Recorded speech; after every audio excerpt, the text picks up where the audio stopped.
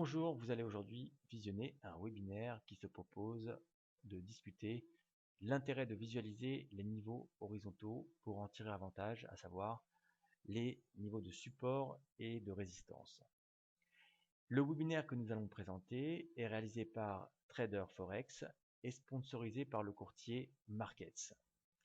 Avant de débuter ce webinaire, je vais commencer par me présenter. Je m'appelle David Furcage, je suis analyste technique professionnel diplômé et vice-président de l'Association française des analystes techniques. Avant de débuter cette session, nous allons commencer par aborder le plan. La session se déroulera de la manière suivante. Nous allons commencer par donner quelques définitions.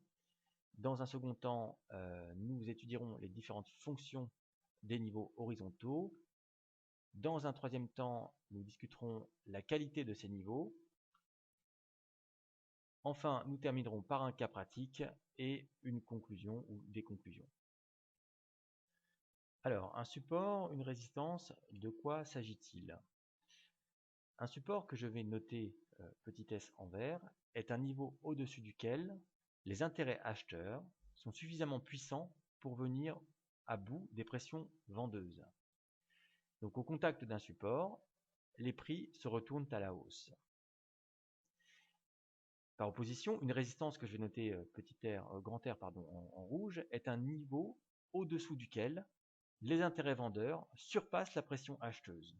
Et au contact d'une résistance, les prix se retournent à la baisse. Donc il faut bien conserver à l'esprit ces définitions avant d'aller plus loin. Pour rappel, sur un marché, il existe trois catégories d'intervenants. Les longs, donc les individus ou les fonds qui sont en position acheteuse, les courts, donc les investisseurs qui possèdent une position qui consiste à anticiper la baisse du marché, et les neutres, donc ceux qui ne sont pas investis. Les supports et les résistances sont des niveaux où les acheteurs et les vendeurs, donc les courts et les longs, se disputent le sens du marché. Aussi, le fraîchissement d'une résistance ou la rupture d'un support signifie que l'un de ces deux groupes capitule. Voyons à présent quelles sont les fonctions que l'on attribue à ces niveaux de support et de résistance horizontaux. Eh bien, à long terme comme à court terme, le marché et donc l'ensemble des opérateurs, qu'ils soient analystes techniques ou non, bien évidemment, donc les investisseurs et aussi donc les journalistes financiers qui distillent un certain nombre d'informations sur le marché, eh bien, conservent en mémoire les niveaux d'articulation. Donc, par exemple, l'or a réalisé un nouveau plus haut historique à 1850 $. Le CAC 40 a terminé sa séance hier à 2950 points. Donc, le marché se focalise sur certains niveaux de support et de résistance qu'il ne nomme pas nécessairement ainsi, mais qui pour autant possèdent un impact psychologique. Il y a donc un important phénomène d'auto-réalisation. Sur le graphique que vous pouvez observer, qui représente donc l'indice américain, le S&P 500 en fréquence mensuelle, à l'issue du marché haussier, enfin lorsque le marché haussier se prolonge vers la fin de 2007, les opérateurs se demandent quel était le précédent sommet réalisé et à quelle période. Donc ils se rendent compte que, à l'issue de 2007, que le marché est en train de converger vers le précédent sommet de la fin des années 90 et début des années 2000, qui correspond à l'ère Internet. Et donc, ce dernier niveau peut constituer un point de résistance, un point où le marché peut caler, et c'est effectivement ce qui est survenu. De même en 2009, lorsque le marché est en tendance baissière, l'ensemble des opérateurs, donc, et ça va à nouveau au-delà des analystes techniques et même des investisseurs eux-mêmes, mais les journalistes, se demandent où est-ce que le marché peut aller au cas où il poursuit cette accélération baissière, et ils font référence, si l'on regarde la plupart des journaux télévisés et des médias écrits, ils font référence au point d'arrêt des années 2002-2003, qui se situait aux environs de 850 points sur le S&P 500. Donc, l'ensemble de marché, bien qu'il ne mentionne pas nécessairement des niveaux de support et de résistance, parce que pas tout le monde n'est analyste technique, eh bien, l'ensemble du marché fait référence à des niveaux qu'il a conservés en mémoire et qui possèdent donc un impact psychologique. Voilà, je terminerai par rappeler, pour ceux que ça intéresse, qu'à l'aide des creux de marché de longue période, eh bien, on peut faire une analyse du cycle, et je recommande à ceux que ça intéresse de prolonger leurs connaissances en analyse technique, notamment sur la partie analyse des cycles. Voilà, voyons à présent une autre fonction assumée par ces niveaux horizontaux de support et de résistance. C'est une fonction, la principale fonction, c'est une fonction psychologique, puisque sur les niveaux horizontaux, les longs et les courts se disputent le sens du marché. Et le franchissement d'une résistance ou la rupture d'un support signifie la capitulation de l'un des groupes, donc les acheteurs et les vendeurs, et confirme donc un ascendant psychologique. Alors le graphique que vous pouvez observer ci-contre est le titre LVMH en fréquence journalière en 2009. Le titre évolue au sein d'un canal ascendant et la tendance est haussière au cours de l'année 2009.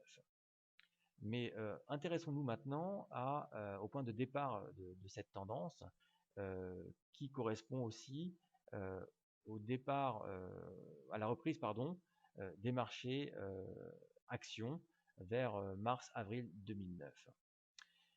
Le titre, donc en mars-avril 2009, réalise un nouveau sommet et franchit une résistance.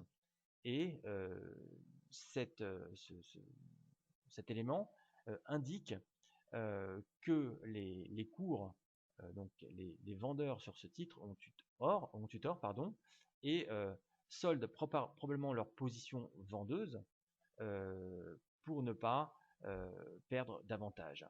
Et donc le marché réalise un nouveau sommet par ici et entre en tendance haussière.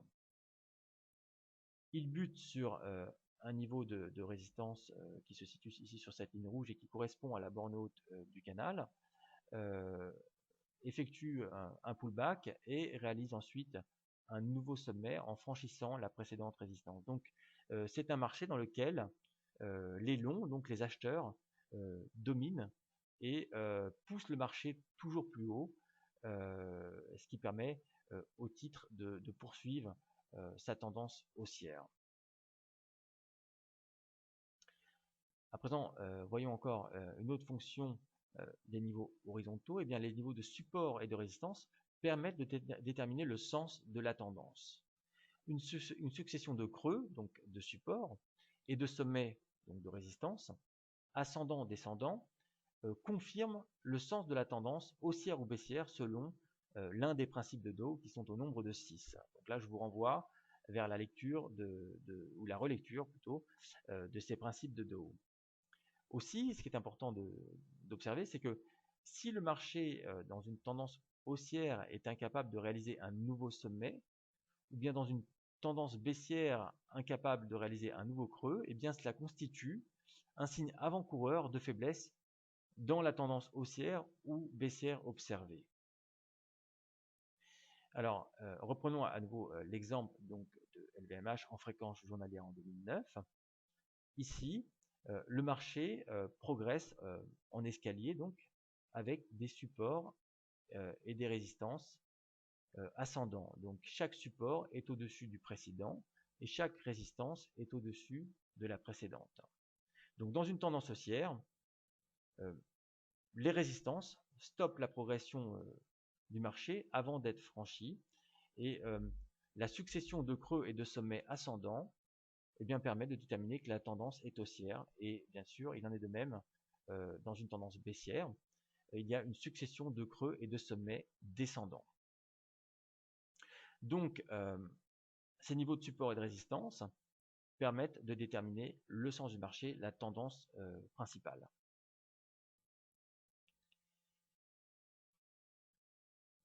Enfin, les supports et les résistances constituent d'excellents points d'entrée en position et fournissent des niveaux de stop. Et cela, c'est une fonction très intéressante puisqu'elle permet de se positionner dans le marché. Alors, pour reprendre à nouveau le titre LVMH en fréquence journalière en 2009, eh bien, vous pouvez observer que le titre ici franchit une résistance à 50 € après avoir formé 3 creux ascendants. Je vous rappelle qu'avec 3 niveaux comme ils sont présentés ici, cerclés en vert, on peut tracer une droite en analyse technique, puisqu'il faut un troisième point dans notre domaine qui est l'analyse technique pour confirmer une droite de tendance. Donc on ne peut pas dessiner une droite de tendance avec 2 points, mais il faut un troisième point pour confirmer cet outil de suivi de tendance que sont les droites de tendance.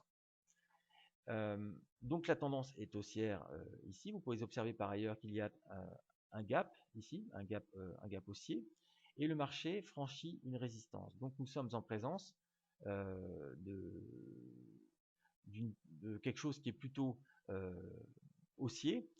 Par ailleurs, il s'agit aussi de la période où l'ensemble des indices actions se reprennent. Donc le mouvement que l'on observe ici est confirmé par le reste du marché. Donc, quelle est la stratégie ici? Eh bien, acheter au-dessus de 50 €, donc le niveau de résistance qui a été franchi, et établir un stop de protection de la position sous le précédent creux qui se situe ici à 43 €.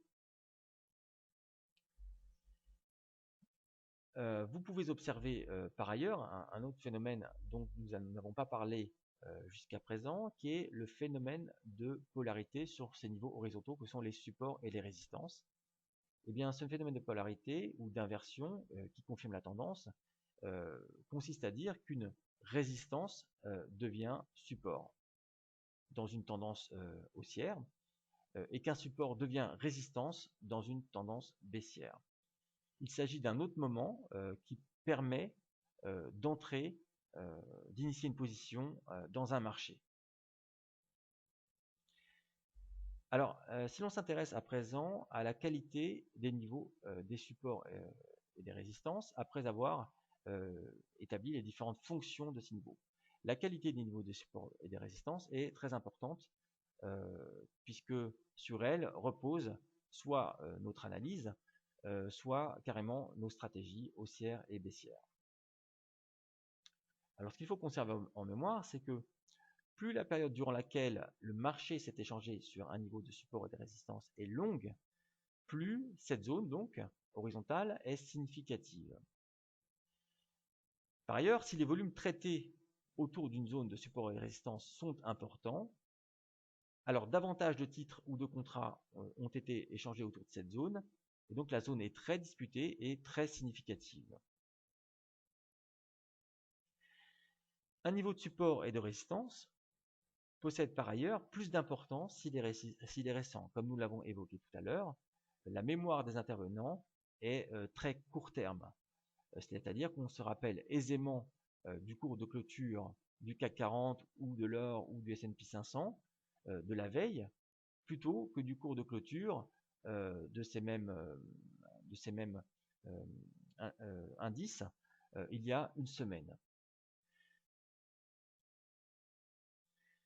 Il existe donc, compte tenu de ce qui vient d'être évoqué, une hiérarchie des niveaux de support et de résistance. Donc, pas tous les niveaux sont de même qualité et possèdent la même importance. Et les éléments que je viens d'évoquer permettent donc de hiérarchiser les niveaux de support et des résistances et de leur accorder une plus ou moins grande importance dans son analyse. Alors, voyons à présent un cas concret, le cas d'une rupture de support. Le graphique que vous pouvez observer est le titre Air Liquide en fréquence hebdomadaire, donc en chandelier, et la partie inférieure correspond au volume associé à chacun de ces chandeliers, donc en fréquence hebdomadaire.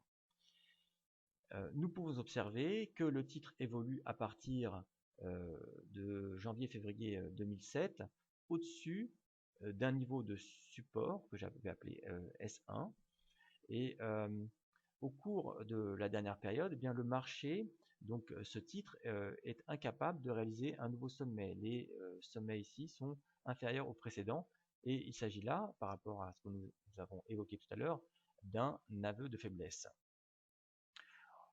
Aussi, donc, le marché évolue donc, durant un temps important au-dessus de S1 avec un nombre de points de contact qui est aussi tout à fait pertinent.